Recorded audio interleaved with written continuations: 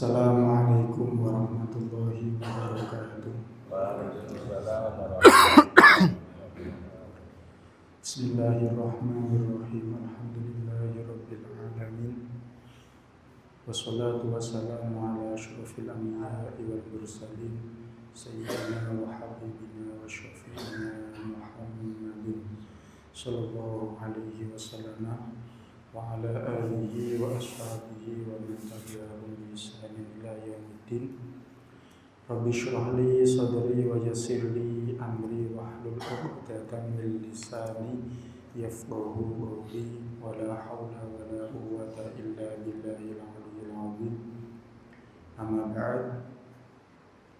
Dumateng sedanten jamaah salat subuh Masjid An-Nur ingkang kula hormati, sedanten jajaran pengurus Masjid An-Nur ingkang kula hormati, ingkang sepindah monggo kita sareng-sareng berdoa syukur saking Allah Subhanahu wa taala kanthi ikrar wasan tamit sepindah kula dherekaken alhamdulillahirabbil alamin.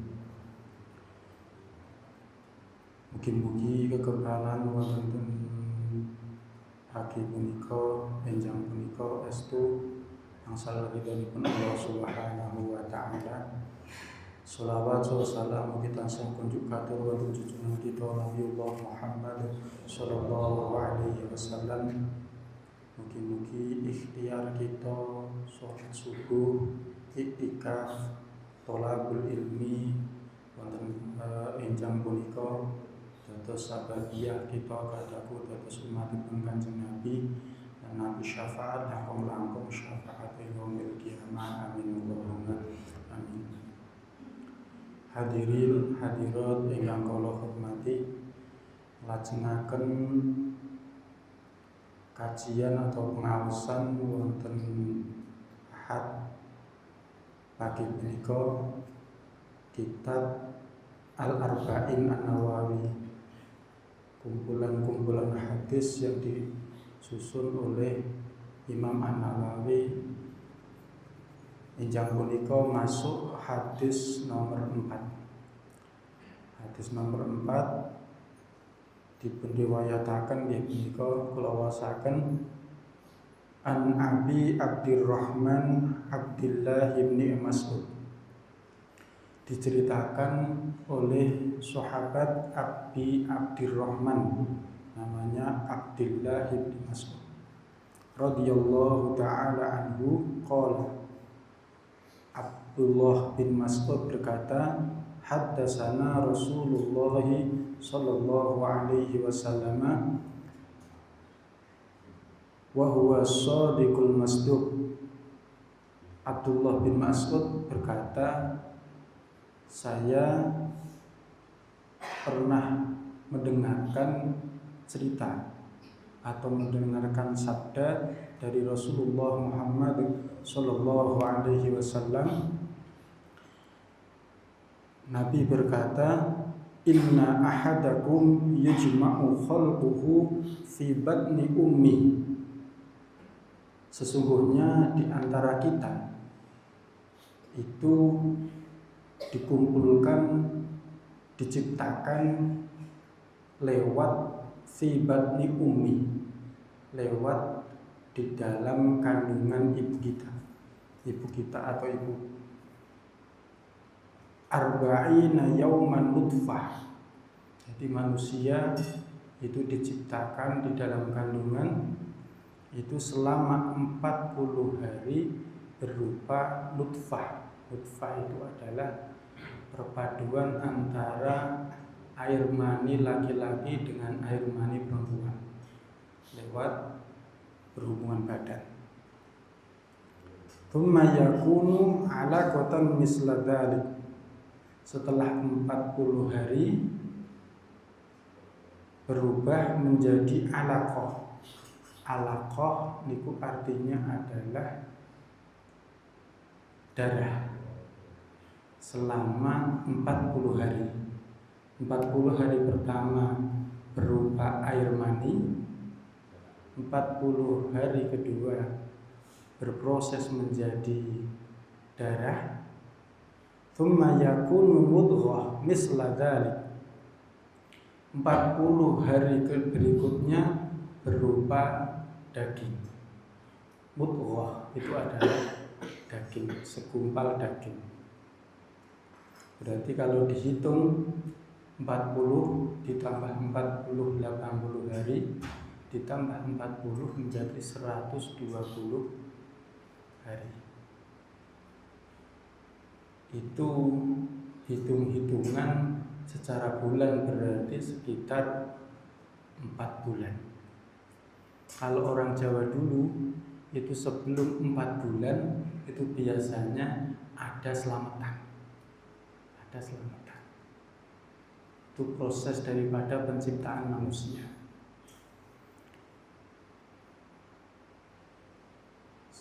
Kalau kita mau ngamati, berarti Nabi sudah menceritakan tentang kedokteran, bisa memastikan atau bisa bercerita tentang proses-proses kandungan dengan harinya, tentang kedokteran. Kita bisa memastikan bahwa agama tidak hanya melingkup tentang peribadatan dan akhirat. Bahkan di kedokteran ataupun di kenegaraan atau perpolitikan ataupun yang lain, bidang-bidang yang lain. Tsumma yursalu ilaihil malak. Setelah itu diutuslah malaikat fayanfukhu fihi ruh wa yu'maru bi arba'i kalimatin. Setelah itu, setelah 120 hari atau 4 bulan, Allah mengutus malaikat untuk memberi ruh. Berarti janin itu sudah ada ruhnya ketika lewat 120 hari atau 4 bulan. Tidak hanya roh yang dikasih, Allah juga memberikan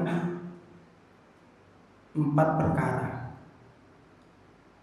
Bikatbi rizkihi, yang pertama, manusia sudah tercatat rizkinya, wa ajalihi, dan ajalnya, wa amalihi, dan amalnya.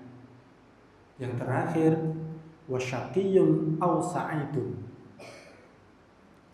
Manusia sudah ditentukan baik dan buruk ketika di dunia, sampai orang yang beruntung ataupun orang yang celaka ketika di akhirat.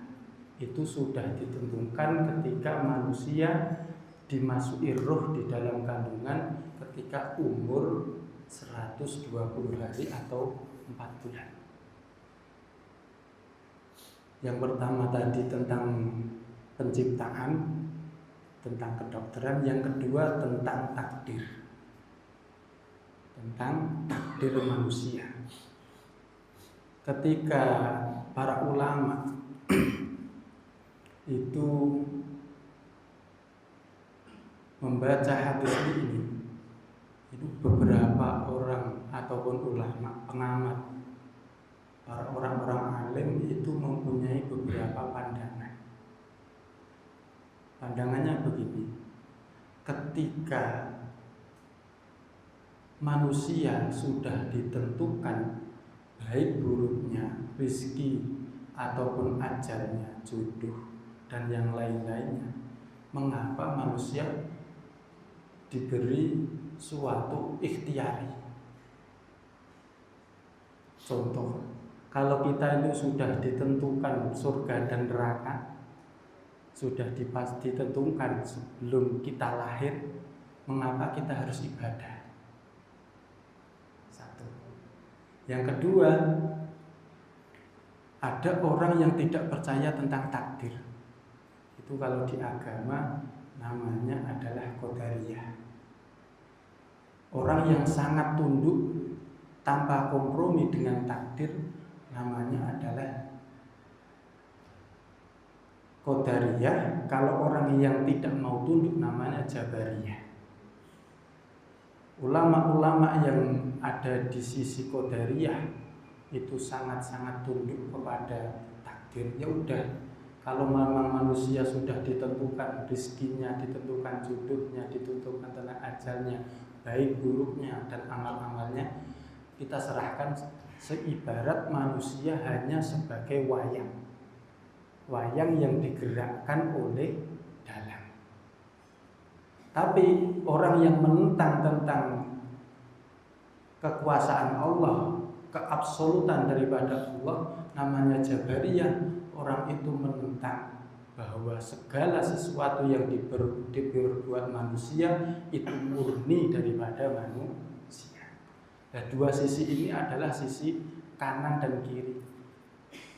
Ketika kita memahami daripada takdir, ahlu sunnah wal jamaah mengambil sisi tengah. Sisi tengahnya apa? Allah mempunyai takdir dan manusia mempunyai ikhtiari. Manusia mempunyai ikhtiari atau mempunyai usaha. Ketika sudah menjalankan suatu usaha, apa yang terjadi itu semuanya adalah kehendak daripada Allah Subhanahu wa ta'ala. Ada beberapa ulama yang memberi suatu pandangan bahwa takdir itu ketika orang salah paham menjadi orang yang menjadi pemalas. Tapi ketika orang bisa menyikapi takdir, itu orang itu akan menjadi orang yang semangat. Contoh, ketika kita itu yakin dan iman percaya kepada takdir, bahwa kita menyembah kepada Allah yang sudah menciptakan kita, yang sudah menentukan daripada kebaikan-kebaikan kita sampai di akhirat, itu berarti kita menyembah zat yang memang sangat-sangat berkuasa. Kita tidak bisa membayangkan ketika kita menjadi seorang pelayan ataupun seorang hamba zat yang maha bodoh, tidak mengetahui daripada nasib kita. Kita beribadah, kita beramal soleh, kita sholat, kita puasa, tetapi amal-amal ibadah itu terlewati daripada catatan atau ilmu Allah dari zaman azali. Itu berarti kan kita kehilangan daripada ikhtiari ibadah kita. Nah, ketika kita memandang takdir bahwa segala amal soleh kita itu sedikit pun tidak ada yang lepas daripada sifat ilmu Allah, berarti kita menyembah daripada zat yang tidak mungkin akan mengingkari balasan-balasan kebaikan kita. Takdir menjadi semangat pemacu kita untuk beramal soleh. Ketika kita melakukan suatu kemaksiatan sekecil apapun, Allah Maha mengetahui tanpa ada yang terlewatkan. Berarti dengan itu kita menyikapi takdir, sesuatu apapun yang kita perbuat itu akan tampak ketika di hari kiamat. Itu takdir. Jadi takdir akan menjadikan hamba menjadi hamba-hamba yang optimis ataupun hamba-hamba yang semangat untuk ibadah. Takdir. Yang terakhir, fawallahilladzi la ilaha ghairu inna ahadakum la ya'malu bi'amali ahlil jannah hatta ma yakunu bainahu wa bainaha illa dhira'un fayasbiqu alaihi alkitab fayamalu bi'amali ahli nar fayadkhuluha. Ketika sudah membahas tentang takdir, Nabiullah Muhammad sallallahu alaihi wasallam bercerita tentang roja dan khauf. Nabi berkata, sesungguhnya orang-orang ataupun orang di antara kita mengerjakan amal ahli surga hatta ma yakuna bainahu wa bainaha illa dhira fayasbiqu alaihi alkitab. Orang yang selalu beramal-amal soleh sampai hampir mendekati ajal, fayasbiqu alaihil kitab fayamalu bi amali ahlin nar, sampai orang mendekati ajal itu delalah niku kok mengerjakan suatu amal orang ahli neraka, fayadkhuluha, maka orang itu masuk dalam neraka. Kadang orang itu beramal soleh itu terlalu membanggakan diri dengan amalnya. Orang yang hafal Al-Quran, orang yang alim, orang yang ahli ibadah, itu lupa bahwa amal soleh, sholat, ibadah-ibadah yang kita perbuat itu murni rahmat ataupun taufik pertolongan daripada Allah Subhanahu wa Ta'ala. Belum tentu orang yang kaya pasti berangkat haji ataupun umroh. Kadang orang yang tidak mampu, tidak memiliki harta itu bisa berangkat haji atau umroh yang membutuhkan biaya. Belum tentu orang yang sehat itu mengerjakan sholat. Belum tentu orang yang sehat itu mengerjakan puasa. Kadang orang sakit, rumahnya jauh, itu jauh dari masjid, itu lebih rutin, lebih istiqomah mengerjakan sholat jamaah daripada orang yang dekat masjid. Itu adalah murni rahmat, murni daripada taufik Allah Subhanahu wa Ta'ala. Orang yang selalu beribadah sampai hampir akhir hayatnya, di catatan itu, di catatan lauh mahfudnya tercatat bahwa dia ahli neraka. Terakhir itu belalah itu mengamalkan perbuatan-perbuatan ahli neraka, masuk neraka. Jadi untuk menjadikan pengingat-ingat kita, pengeling-eling kita bahwa berhati-hati dalam beramal. Jangan merasa aman dengan amal-amal kita. Kita tidak tahu akhir daripada hayat kita itu sakiyun au sa'idun, orang-orang yang beruntung ataupun orang-orang yang celaka. Wa inna ahadakum la ya'malu bi amali ahlin nar hatta ma yakunu bainahu wa bainaha illa dhira fayasbiqu alaihi alkitab fayamalu bi amali ahlil jannah fayadkhuluha. Sebaliknya, ketika kita melihat orang-orang yang ahli maksiat sementara orang-orang yang sedang bermaksiat, kita tidak tahu akhir hayatnya itu orang itu tobat ataupun tidak.